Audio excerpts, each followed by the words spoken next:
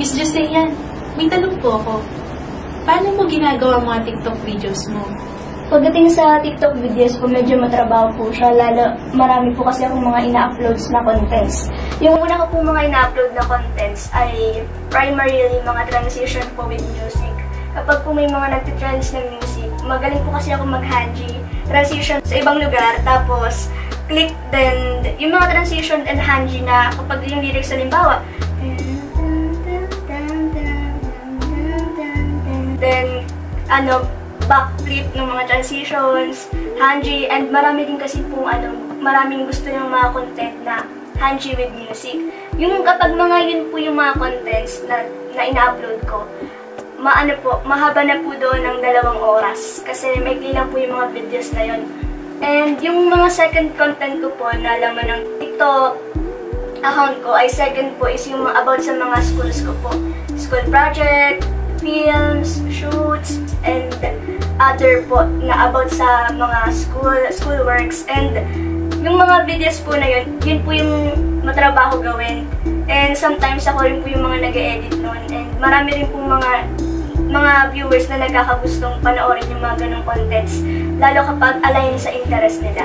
Pero doon po sa mga contents na yun, ang disadvantages is may mga contents po doon na may maraming likes at meron doon pong unti lang yung likes. And yung third po na content na ginagawa ko naman po is travel vlogs, and kasama na po yung makeup vlogs. And kapag yung po mga content yung ginagawa ko, minsan naabot po yun ng day po sa editing, lalo po kung mahaba yung videos. And sa mahabang videos na i-edit po na yun, ma-upload ko na po siya sa maraming videos na short. So, i-upload ko po yung long video, then papaiklin ko po yung videos na yun, tsaka ko po i-upload. Para yung mga likes po is maano po siya, ma-covered ko po. Kasi hindi may mga viewers po na may ilang po yung attention span nila. And hindi po nila papanoorin yung buong videos na yun, kahit gaano po kaganda yung editing nun, kahit gaano mo siya pinagpuyatan. May mga viewers po kasi mas prefer po nila yung maikling videos. Kaya yung mga longer po na videos na yun, eto po, technique sa mga nag-e-edit, mga TikTok creators din. Kung may long videos na kayo na in-edit, i-upload nyo na rin po, i-cut nyo na po siya into short. Yung highlight po ng videos na yun, na tingin nyo, makaka-attract ng mga viewers. Tapos lagyan nyo po ng mga hashtags yun. Yung mga hashtag na kadalasan lumalabas sa mga FYP, and mga hashtag na kadalasang in general, para lumabas din po sa FYP yung videos nyo kahit hindi pa man kayo ganun po kasikat. Parang puro transition narinig ko, no? Naalala ko tuloy, nung dati nag-try ako ng transition, isang beses lang yun. Parang hirap na hirap ako gawin na nag-swimming kami sa, saan ba yun? Laguna yata. Nag-swimming kami. Yung It's So Hot, let's give it a good time. Sikat yun eh. Yeah. Sikat yun. Puro mga bakasyon. Yung sinushoot nila doon sa video na yun. Na-try ko siya. Ganun lang yan. Yung parang ilalapag mo lang. Aapakan mo lang yung phone. Tapos pag ganun mo, nandun ka na sa bakasyon mo. Yun lang yung pinaka mahirap na nagawa ko. Transition. Nabanggit ni Alisa yung word na mahirap. Pag nagta-transition po kasi, i-flash na lang natin sa screen yung mga sample ng transition. Mukha lang po siyang madaling gawin. Pero napakahirap po ng proseso. Lalo na i-visualize mo po kasi siya eh. Pag ginanon mo yung phone, tapos ginanon mo siya ng mabilis, mahalata ba siya na ginanon siya? Pagdating naman sa hanji, pag ba inangat mo to, magiging smooth ba yung dating nito? Depende sa slow mo. Yeah, combination siya ng mga following na yun. And during that part pa lang, pag-iisipan mo na sa TikTok creator, mag-work ba to?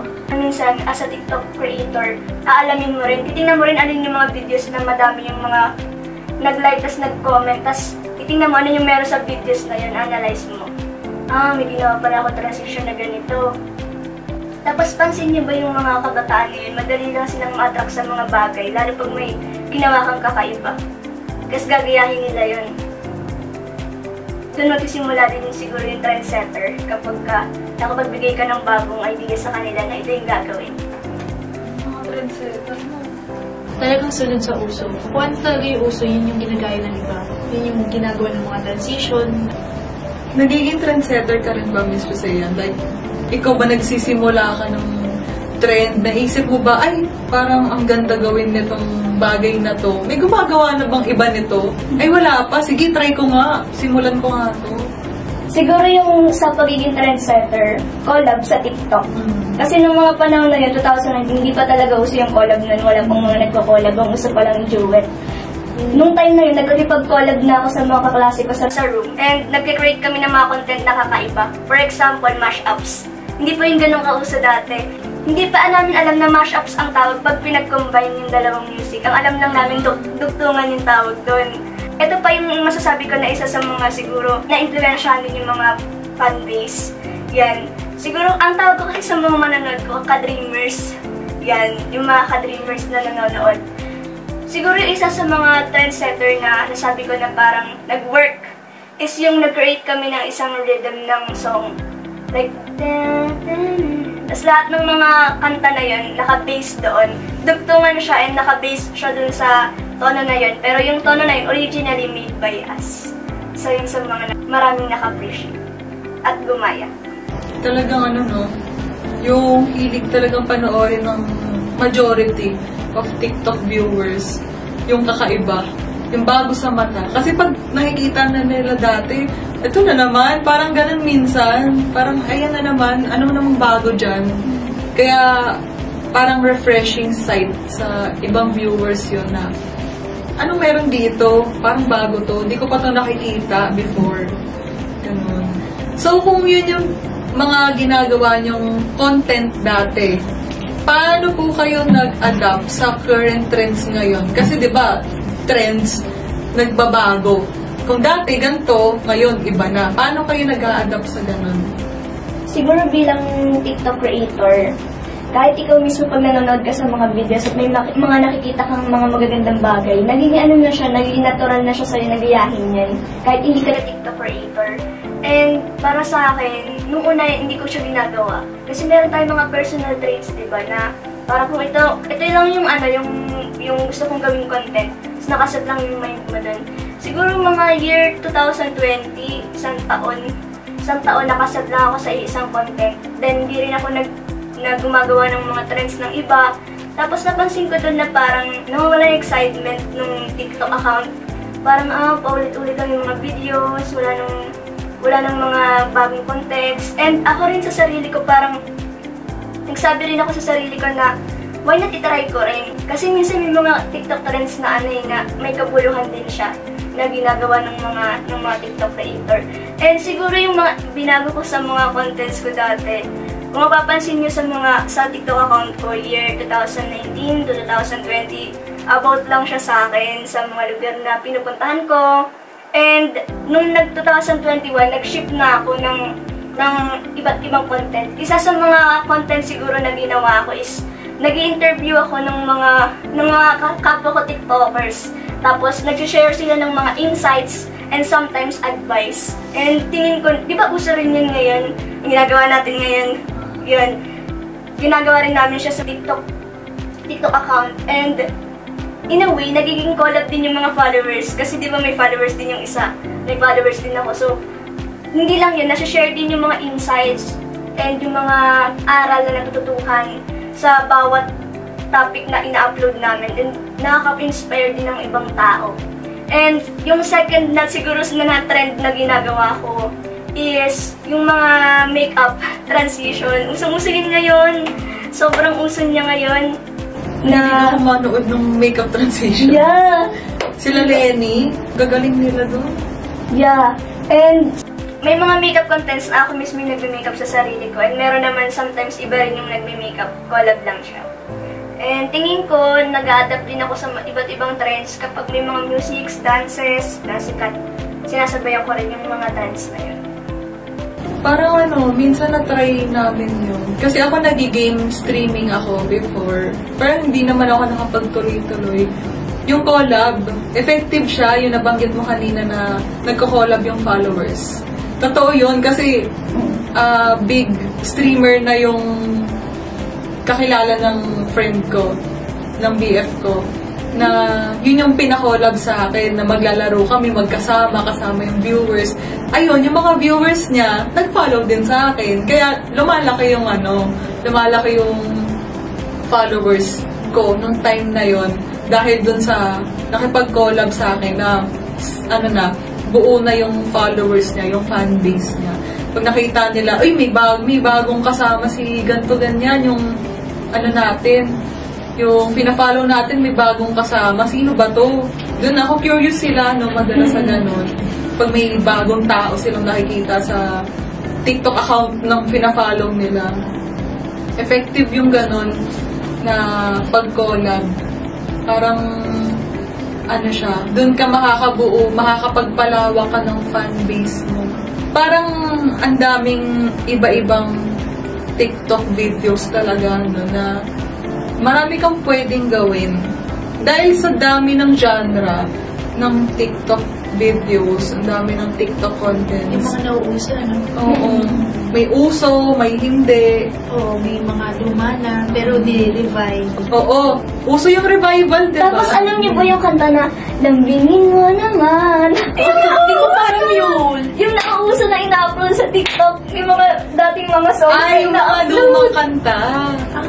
Na ginagawa ng remix. Oo. Ay, yung parang, ano ba yun? Yung tarararat, may ba? Yung kay Sarah, yung sinasayaw nila yung ginagawa.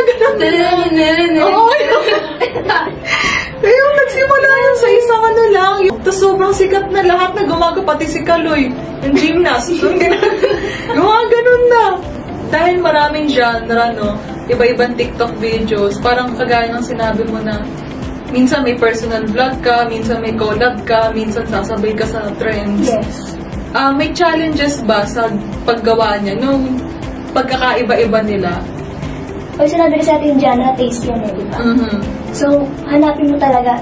Matcha-challenge ka kasi sa una para kang dyan eh, researcher eh. So, nagtatry, nag-experiment ka kung anong genre bagay sa'yo. Then, siguro para sa akin ang pinaka-challenge dito is malaman mo talaga kung ano yung hidden talent mo. Saang genre. Tama. Kasi may mga some people naman na risk-taker naman. Tsaka love naman nila yung i-challenge yung sarili nila hanggang magustuhan nila, maging creative sila sa bagay na yon, di ba? But for those people, wala masyadong resources, kailangan immediately pa lang, parang alam na nila yung genre nila. Hindi na sila nag-experiment para hindi na masayang yung resources nila and time. Tapos, eto pa, may kakilala. Music pala yung genre niya and natagalan siya sa make-ups. Doon siya sa music pala magaling. Doon niya nahanap yung passion niya. And mahalaga na malaman natin kung ano ba yung genre. Ano ba yung hidden talent mo na wala sa iba na meron ka? Pagkanta ba yan? Pagtugtog ng gitara? Pagsusulat ng tula? Sulat ng tula? Spoken? Poetry? Films? Yan. Anong inspirasyon mo sa paggawa ng mga TikTok videos?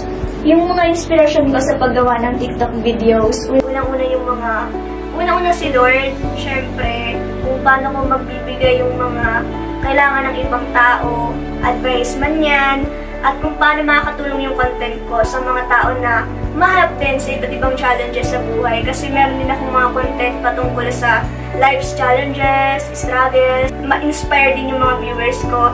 Ginagawa ko rin to sa aking mga ka-dreamers na walang sawang sumusuporta sa akin dahil busy na rin sa iba't ibang ganap, sa iba't ibang mga activities.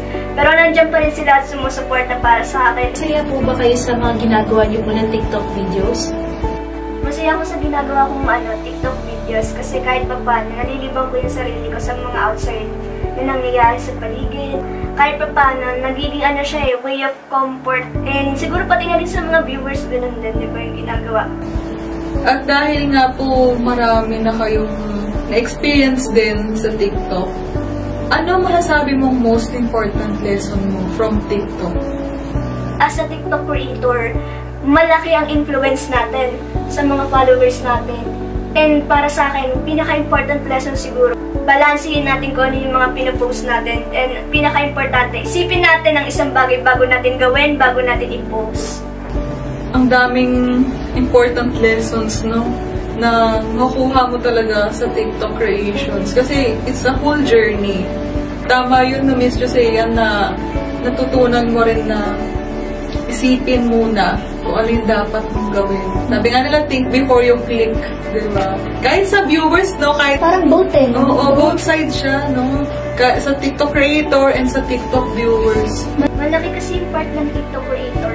Di rin magtatanggi yung laki ng power ng mga viewers sa dami nila. Overall, para sa closing natin, ano ang mabibigay mong word of inspiration sa lahat ng nanonood sa ating TikTok? Content creators, aspiring creators, and normal TikTok viewers lang. Grabe, ang saya niyo kausap, no? Parang ang dami nating na mga Ang dami natin ang topic. pag-usapan ngayon. Doon na tayo sa mga, ano po yung pwede nyo i-share din sa mga viewers. Inspiration, no? Siyempre, may pagkakataon kayo, isingit ninyo kung ito yung nagpapasaya sa inyo ang TikTok. And kung kaya nyong kumita dito, gawin nyo na rin yun, opportunity na kumita. Gawin nyo lang ng gawin kung ano yung passion nyo kasi may mga talent kayo na pinigay sa inyo ni Lord. Baka yun din yung maging dahilan para umasenso kayo sa buhay, pati yung pamilya ninyo. Sa talent ninyo. Alamin kaya natin yung hidden talent natin. Ano ba hidden talent mo, Andrea? Hindi ka sinusulat ng poetry. Ayun, let's go. Kaya tinitiktok ko rin yun. Ganda ng hidden talent ni Andrea, no? Talagang talent. Kasi yung hidden talent ko lang kaya kong matulog kahit saan. Huwag ka sa biyahe, te. Baka lumakas ka naman. Kahit sa Alam mo, biyahe. maraming tao na magka-talent ng ganyan. Kahit saan makakatulog ako, nakaupo, nakatayo. Nakatayo! Nakatayo! Alam mo yung nakatayo ka, gaganon ka na. Pag nag-aantay ka, nakatayo, maantok ka na. Kaya yun, sana pwede ko rin yung i-TikTok. Ayun, thank you so much, Miss Josean. Pero hindi pa tayo dyan nagtatapos, dahil may live commercial break tayo with Miss Josean. Balita ako, tuturuan daw kami ni Miss Josean mag-TikTok. At dahil dyan, abangan nyo yan mamaya dito sa Chika Talk with Alisa And Andrea, and we are here to tell you, Aja!